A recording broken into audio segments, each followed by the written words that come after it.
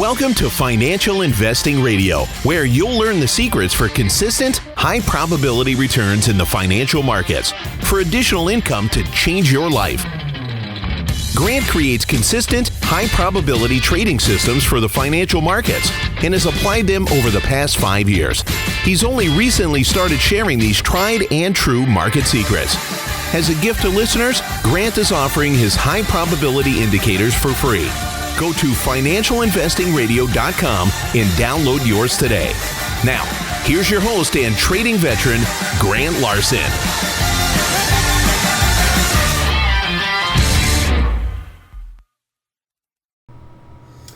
Hey everybody, this is Grant. Welcome to another episode of Financial Investing Radio. You know, just had a great weekend. One of our children got married. That's always an exciting time. As a parent, good to catch up with friends and family. It made me think about more of the experiences that led me into doing financial investing. And as I was reminiscing with some of our kids, I remembered a time when we were teaching our children how to drive. And what we decided to do was to help our kids learn how to drive a stick shift, a manual. So in addition to learning the automatic, we determined we wanted them to also know how to drive a manual. So each time a child was about 15 or 15 and a half years old, I'd take them to a nearby church parking lot and would begin the instruction. So for me, growing up, I learned how to drive a stick shift on the farm with the farm trucks and the tractors out in the open fields. But if you've ever driven a stick shift car, you know there's a series of gears, and you know when the car is not in gear or when it's neutral, obviously the car doesn't move. So I would go through the gears with each child and practice going from neutral into first gear, and the car would begin moving. Now this was generally accompanied with a lot of sudden jolts and jerky actions on the car, but over time the transition of the car from not moving to moving got smoother. So we would go to this church parking lot many times with each child and practice driving the car. Now, as you know, when the car's in neutral, it doesn't move much. It certainly can coast a bit, but it cannot overcome any sort of resistance, so it needs to be in gear. As you relate this to the markets, it's similar in that when price is moving in a direction, when it's trending, it's pushing through headwinds, pushing through the hills. So we use a tool to help us determine if the market is in gear or if it's just starting to coast. So this tool is called the moving average, right? And I'm sure you're familiar with that. Now, none of us like to be considered average, right? Don't call me average, right? We don't want to be average. But a good way to think about the markets and a good way to think about this is when we're interested in the market, we want it to be above average, right? We want it to be a moving market.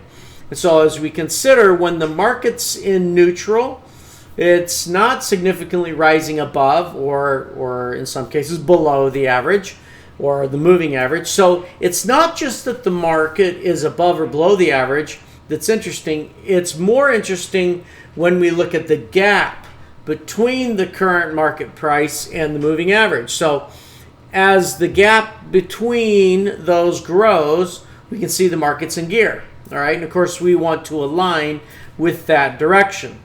So in the previous podcast, we were practicing with identifying choppy and sideways price movement and also trending price movement. Now, we did this by looking at price changes from day to day, literally looking at each bar. And if you didn't listen to the previous podcast, go listen to that. Now, when the closing price of the day is above the closing price of the previous day, we could see trending, obviously. Now, some trending prices have higher probability for continuing further towards profit than others do. So we discussed the range of change, right, which is the distance that the price was moving. So even if it went up just a little, that was interesting, but if it went up a lot, that was certainly more interesting. And what we saw was that there's generally more price movement during trending than during choppy. What I mean by that is the range of movement on the price was generally a lot higher as it was either trending up or trending down, right? As we compared that to a choppy day or a set of choppy days, the price movement tends to be a lot smaller. All right, so how do we apply the moving average to this? So let's return to the chart that we were working with on the previous podcast, okay? I'm going to start putting these out onto the financialinvestingradio.com website, but for now, go back to the charts you were working with. Now, if you don't have a trading tool, you can certainly use stockcharts.com or any other free online tool for this exercise. But in our last example, we were looking at the SPY, the SPY daily chart. So let's go back to that. All right, so get that up. And what we want to do here is add a moving average line to the chart. Now, to do that, add a simple moving average line and set it for 8 periods or 8 days. For now, we're just focused on the daily chart. As we go through time, we'll look at other things as well. But our goal here is to be able to see when the market is above the average. And in this case, when it's above the 8 period moving average line and price is trending higher. So the better, higher probability condition is when the price is above the 8 moving average and price is going higher. So make that your first rule. So again, we started with saying, how do we recognize a trending versus choppy? Now this might seem fundamental and basic, but we want to get this out of our way so that we can spend our mental energy focusing on solving the real problems of making decisions of when it's appropriate to enter the market or to stay out or to exit the market. So let's practice again, all right? Practice covering your monitor or your chart with a piece of paper. Perhaps you have to make it color paper if you can, no cheating. Now look at the days leading up to the edge of the paper and ask yourself these 2 questions. Number 1, is price going up in the last 2 or 3 days?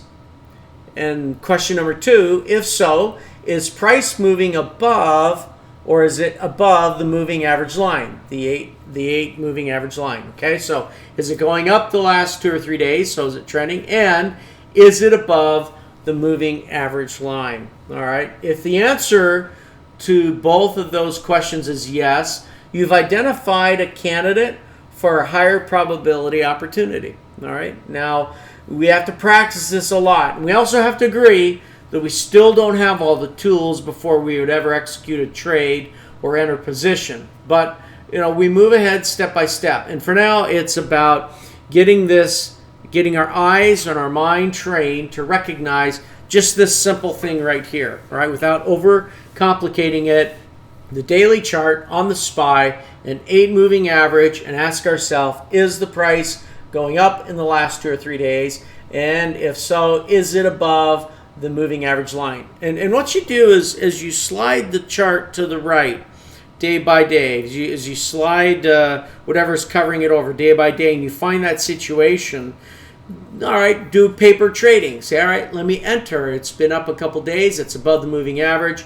All right, what would happen if I entered? Would I get a profit over the next few days before I would need to exit? All right, now let's practice going the other direction. So far, we've talked about going up. Let's talk about a falling market. So if we wanted to know if the market was below average, if it's falling, let's practice that. So move the paper across your monitor and ask yourself these 2 questions, which would be just the inverse of the previous, right? Is price going down the last 2 or 3 days? And if so, is price below the moving average? And then practice doing a paper trade, which is, okay, it's down 2 days in a row and it's below the moving average. Then sell the market, all right? Short the market.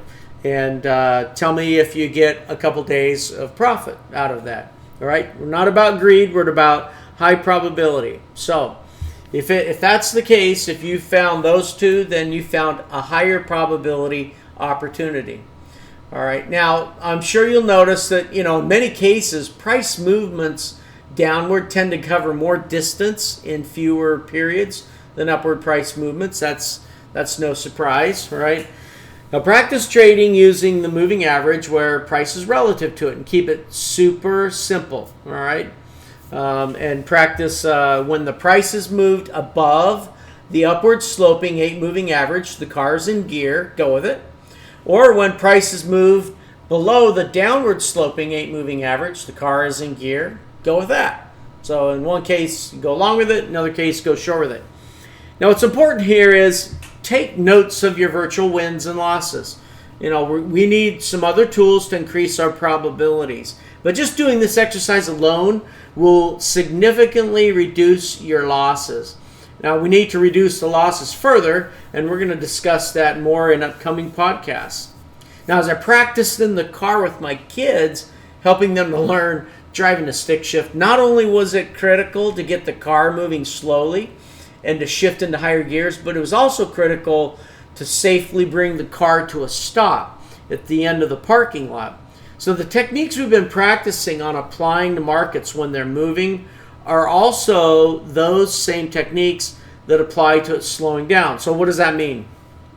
Take a look at your chart and ask for a minute, what's the relationship between price and the moving average when you see that a trend is ending? So take the paper off the chart, sit back and look at it and say, as the price is coming to an end, as a trend is coming to an end, what happens to price and how does it relate to the moving average? And the answer is they get closer to each other, right?